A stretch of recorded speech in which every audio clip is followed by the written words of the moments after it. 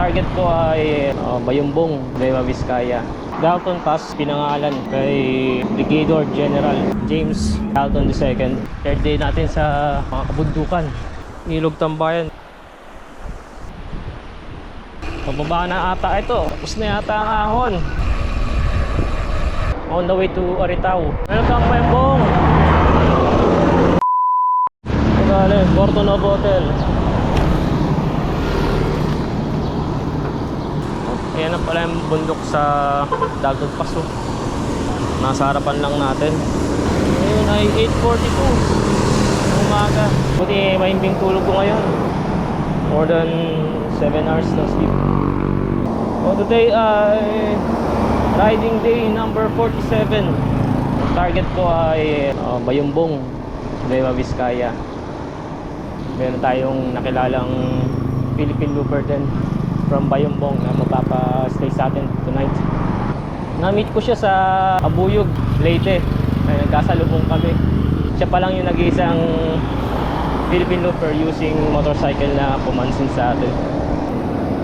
Maraming salamat Sir Romeo sa paganyaya sa akin sa kanilang tahanan.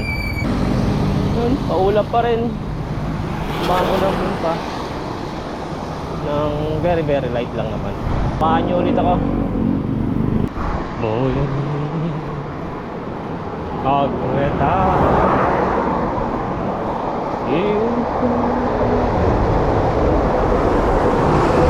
Sinadya lang lagyan ng bubong para protection sa mga debris. Baka dito madalas yung mga landslide o mga nalaglag yung mga bato-bato. Yung daan patungong Dalton Pass, patungong Bayumbong. Paglampas ng Dalton Pass, yan, Santa Fe, 46 kilometers. Medyo puro paahon na, pero mga banayad pa lang naman ng mga ahon to. Pasigzag-zigzag na yung kalsada dito. Itong Dalton Pass ay pinangalan kay Brigadier General James Dalton II na namatay mismo dito ng panahon ng World War II. Na-sniper siya ng mga Hapon habang nag-inspection daw dito sa Balete Pass. Oh, yan Agureta Inadori mo Itsukawa Yasashi Kokoro ni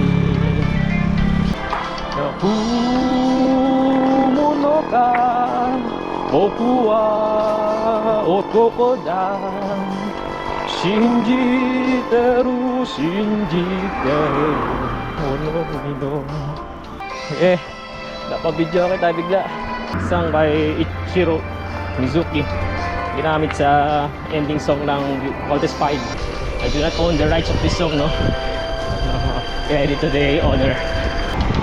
Nakumono ka Boku wa otoko da Takaku tatakau zo Sono hi no tame ni Kono te ni Chichi wo Dore modosu hi no tame ni. Yeah! Kahit bakit boses natin. Kinakanta ko talaga sa video ko eh. Ganda kasi ng meaning. Naghahanap siya sa kalinga ng tatay niya. Third day natin sa mga kabundukan. Part ng Dalton Pass, mga kakapadyak. May konting lusong pala rito. Daming mga truck dito, no? Na dumadaan, truck and buses. Isa lang yata tong daan na to papuntang Cagayan Valley. Kaya ingat lagi tayo dito. Although may mga maluwag naman, may mga side lane, pero hindi lahat. Meron, hindi katulad ito, katulad nito. Shoulder na hindi pa sementado. Kahit sa mga nagmo-motorcycle. Ilog Tambayan. Ilog Tambayan pangalan nila eh.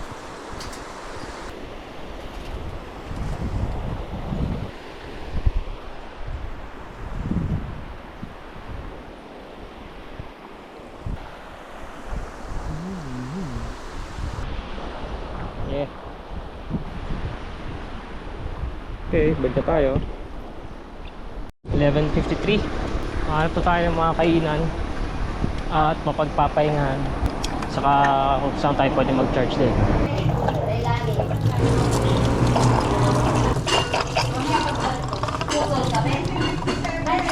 Yung nga yung may tawag dito may...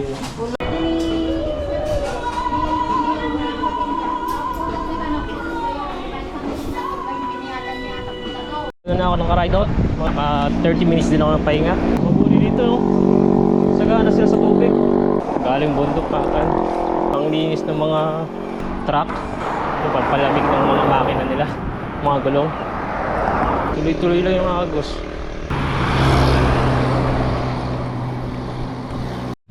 Eh sa Manila, laging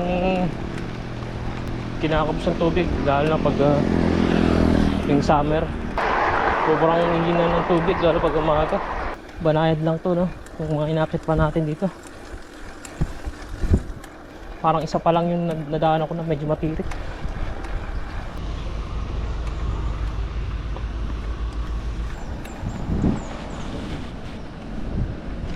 Oh, ganda. Yung sabi sa mapa, border na to. Wala akong nakikita ng ano, marker or arko, wala.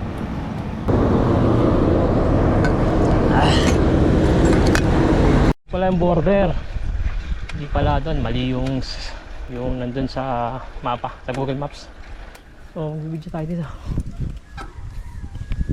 Dami mga monument sa taas, oh. Puntahan natin yan. Olete Pass National Shrine. Sarado nga lang, nakalagay under construction, eh. Wala itinayo in commemoration yung mga sundalong nagbuwis ng buhay laban sa mga Japanese. Sobrang dami, ah. 7,403 Japanese counted killed. Habang 2,365 naman sa 25th Division. Dito yung welcome ng Cagayan Valley. Yun yung Region 2. Ayan, Nueva Ecija, Region 3 yan. Oy, pababa na ata ito. Tapos na yata ang ahon. Ayan. Umaga tayo mga pagpahinga. Yee! Sarap mag-bike. Ubos na rin ang aking pera. Hindi lang, may pangkain pa tayo. At meron pa akong matutulugan today, ay tonight. So dun sa paggaling ka ng Nueva Ecija, dun mahaba lang yung akitin mo, pero banayad lang. Ito puro tuloy-tuloy na akyat to, eh. Dun simula sa barangay Kita-Kita, umaakyat ka na, eh, ng Bahagya. Dito mas maiksi yung akyat dito siguro sa kabila, mula Santa Fe. Pero mas matirik yata.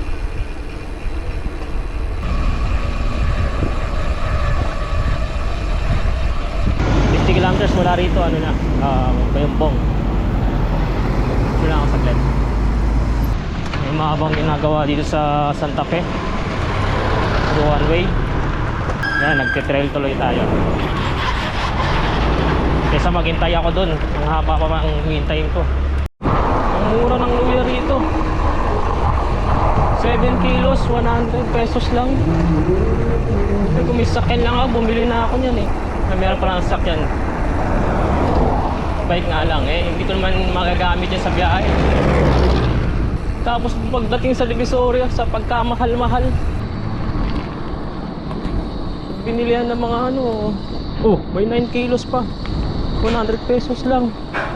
Depende sa laki. Pangalan mo? Michael po. Michael, taga Aritaw? Opo. Medyo mga 13 kilometers pa Paritaw. Saan ka po? Ngayong araw, Bayambong lang. Okay po. Kahapon galing ako ng Baler. Baler. Layo. Tapos dyan sa San Jose ako natulog. Kumakarera ka? Pero ngayon kakabalik mo lang din. Bakasyon nyo na ba? Ha? Bakasyon na kami po. Kaya back to saddle na. Training na. Wala na itong akyatan. Wala na po. Puro lusong na. na. Kasama pa pala at yung lusong na to, kasama dun sa mga inakyat ko kanina dun. Sa, pababa na yung Aritaw. Last na po kanina yung inakyat ko. Yun. Yun na yun. Gulat ako eh. Sabi ko, meron pa. Kala ko last na yung sa Santa Fe. First time ko nag-Philippine Loop. Pero sa Bohol, nag-ensayo na ako mag-long ride. Wala, may kakilala lang. Kabagyo ko. Bagay po kayo. Ako lang, nakakita ko lang siya dito. Ano, akit kayo ng Dalton? Oo, hindi ko kabisado eh dito eh. Tanong-tanong nga ako eh. Ayun, dire-diretso dun, packet ng bundok. Maganda sana kung mag-shortcut ka dito sa balik ko. Shoutout kay Michael, taga dito sa unang barangay ng Aritaw. Binigyan niya tayong tubig, saka nangihi ako ng langis eh, kasi may shop din pala sila. Nagtitik-tik-tik, ayun. Parang may buhangin na sumiksik sa bottom bracket, kaya lumalagatik. On the way to Aritaw, 10 kilometers na lang. 4:40 ng hapon, nahihilo ako sa gutom. Kaya inaantok ako. Kain muna tayo dito. Hanap ako ng lugawan para mainitan yung tiyan. Sabi ng nakusap ko, dyan daw sa may crossing. Meron daw dyan. Salamat. Nakakain din ng mainit na lugaw. Overload pa yan. LJ Eatery sa Aritaw. Nung nakarang ko pa hinahanap yung lugaw eh. Ayun, time check, 5:22 na. Ang next na bayan ay Bangbang. Then after, yung Bayumbong na. May 30 kilometers na lang. Naabutan na ako siguro mga 6:30.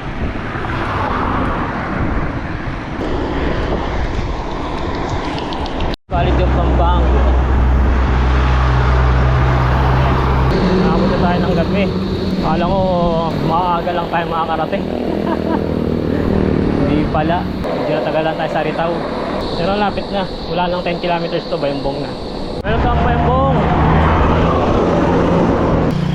Alas 7 na mga padyak. At narating ko na yung Bayumbong, capital ng Nueva Vizcaya. Largest municipality ng Nueva Vizcaya. Hanapin ko na lang yung Nueva Vizcaya State University. Doon malapit na nakatira yung mag-host sa atin tonight. Nag-invite sa akin. Ito ko na rin tatapusin ang aking riding day number 46. Maraming salamat sa walang puknat na pagsuporta kay Padyak Angkong. Hanggang sa mga susunod mga video. Paalam.